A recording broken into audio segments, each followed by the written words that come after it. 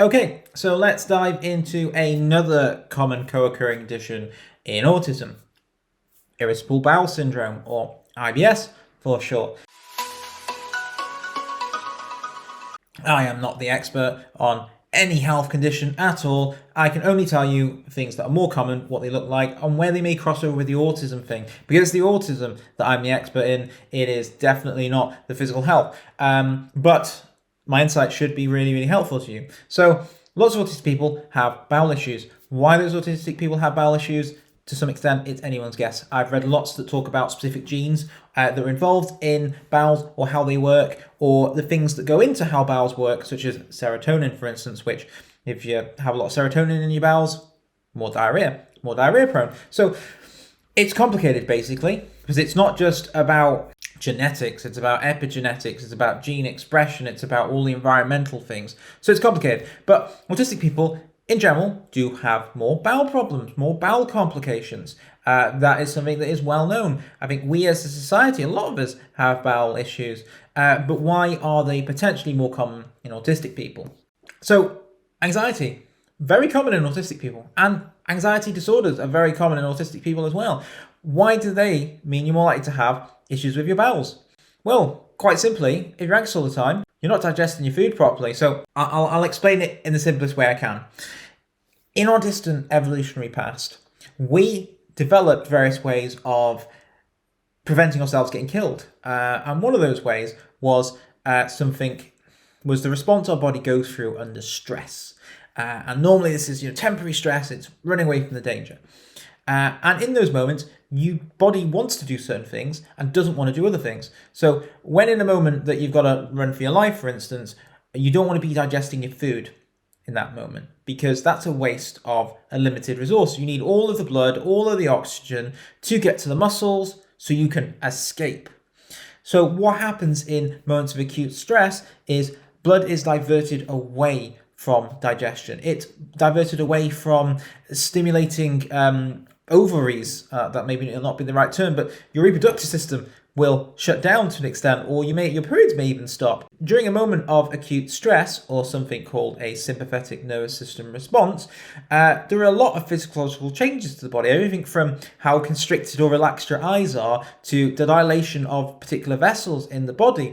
But basically, for short, when you are running away from danger, your body wants to get your oxygen and your nutrients to the muscles to escape. It doesn't want to put them to digestion. It doesn't want to put them towards reproduction. It doesn't want to put them where it's not being actively used to escape the danger of the present moment. Now, if somebody is anxious all the time, that is having a physiological effect on their body.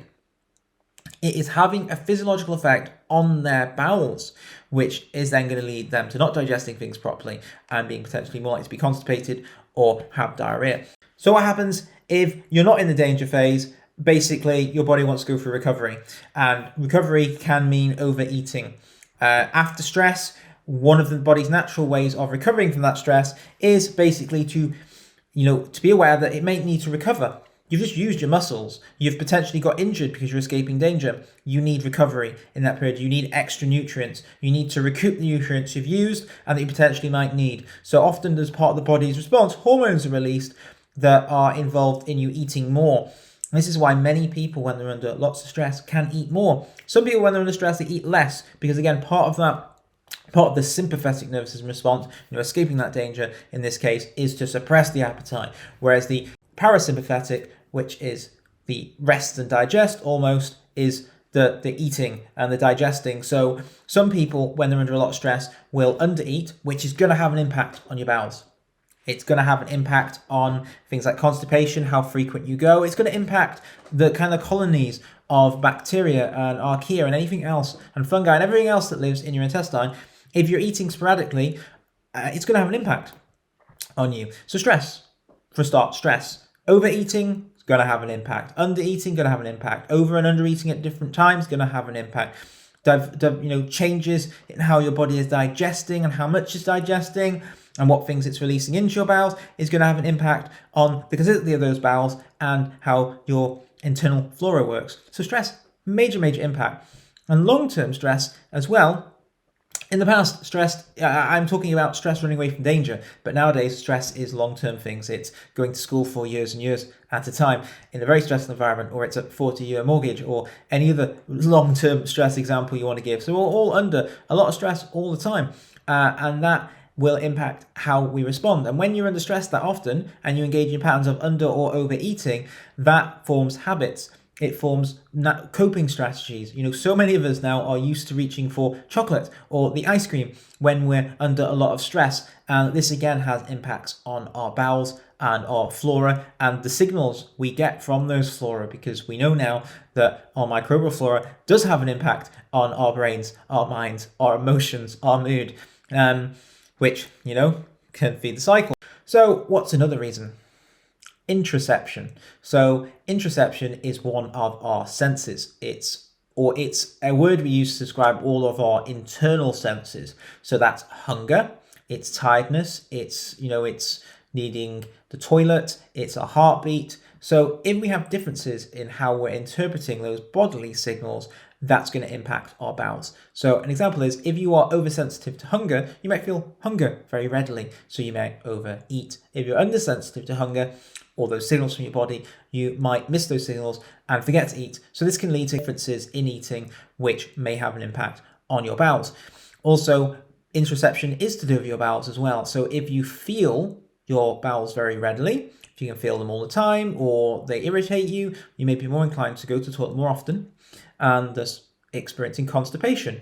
Or when you don't actually need to go, you can put stress and pressure on the bowels by moving them far too frequently, which can have an impact and can actually lead to various health conditions. For instance, if a young child is spending lots of time on the toilet when they don't need to go, or has problems with their bowels, which leads them to strain and push more, they can end up with damage to the muscles. They could even end up with a prolapsed rectum.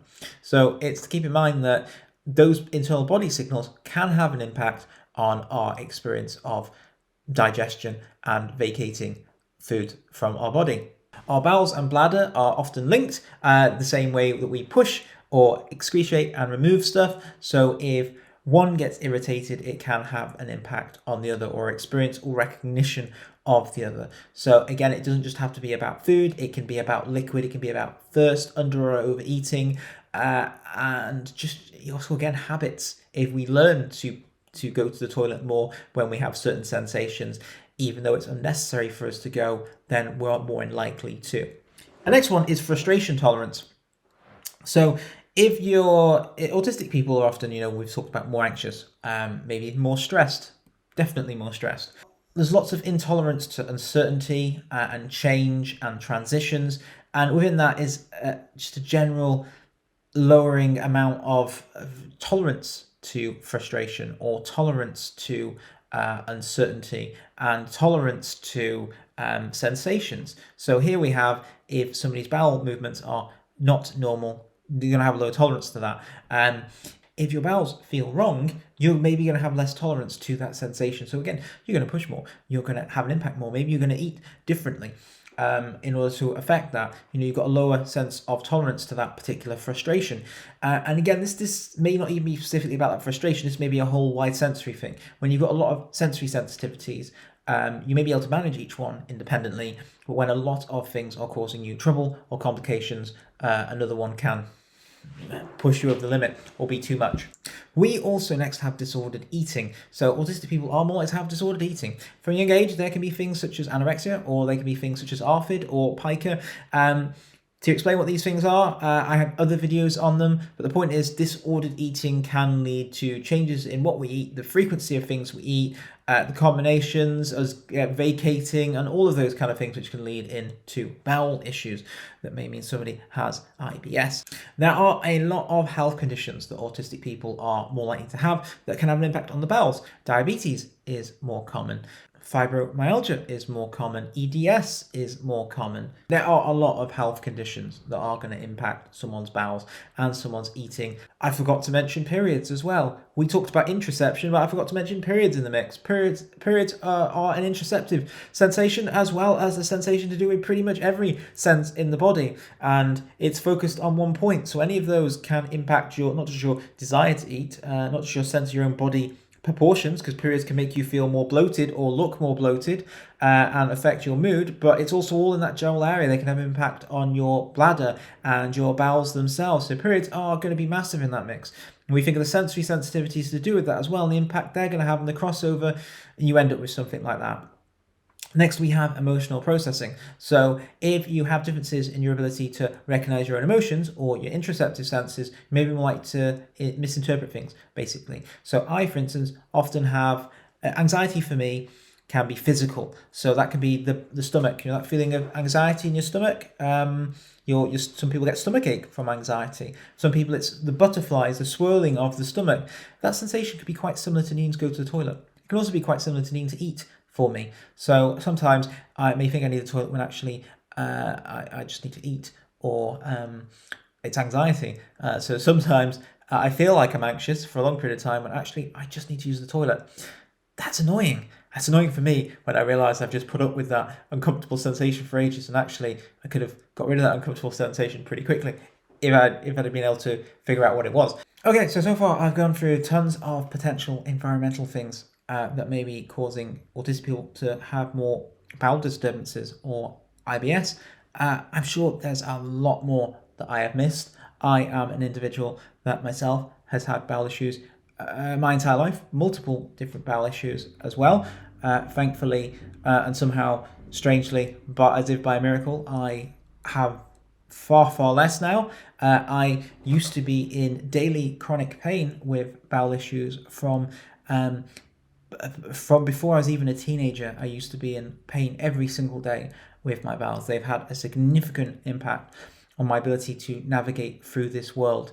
And I still, to this day, my brain associates some bowel movements with pain. However, it's far less, and it gets less constantly all the time, every day, because my bowels are a lot healthier now. I understand a lot more about how my body works, what those signals are that could be misinterpreted quite easily, what foods work for me, and I just generally have a better, healthier lifestyle. I have more money, so I can get less foods which irritate me, and better foods for myself. I have a lower stress life, so I don't have those problems. Lots of things have changed as I've grown up, which means that even though as a young person I had daily issues with my bowels, now I don't have so many issues. I can't tell you that my body is normal, but sometimes it is weirdly normal now, and I say that as it does feel a bit weird to have so few problems, and to realize how many of my past problems were due to the environment, and that I didn't need to actually go through. So I hope if you've landed here that you too can end up with less bowel problems in the future by figuring more about yourself, or just, as probably in the case of me, less stress. It is more than that, but yeah, I hope that some of these environmental reasons for IBS have helped explain, and I hope that your journey gets better.